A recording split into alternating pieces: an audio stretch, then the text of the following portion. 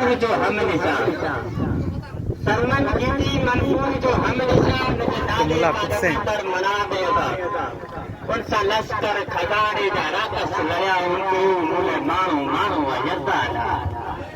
ते खुदा जे अॻियां झुके सो झुके जो फर्स्ट जे लाइक़ इंसान और ॾींहंनि में सफ़ेद पगड़ियूं बदल तस्बीह हुआ तकवा बि हुआ बुत परस्ती सां अॻियां जी ज़रूरत न हुई मनसब वारनि जा जुदा बि हुआ हिकिड़ो मर्द कलंदर सफ़ा ना तव्हां जंहिंजी दस्तार फाटल लीड़ो हुयो जंहिंजे कपिड़नि ते चटियूं ऐं पेवंद हुआ जा काननि जे तीरनि सां सीड़ूं में हुयूं उनजी ललकार सां लफ़्ज़िया बुत कदा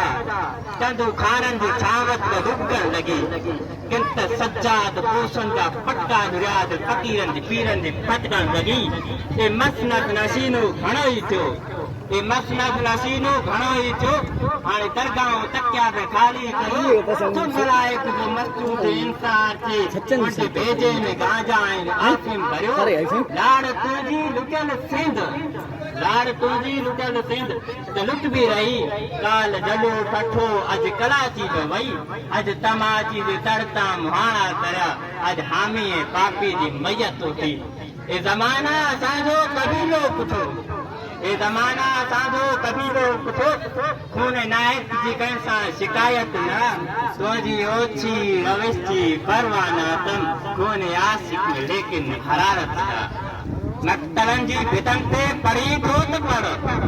मक़तलनि जी भितनि ते पढ़ी थो त पढ़ ॿी शहीदनि जे रत जी कहाणी न हिकु बिलावल हो जेको खाणे में थी वियो हिकिड़ो सैयद जंहिंजी पुॼाणी न हिकिड़ो सैयद जंहिंजी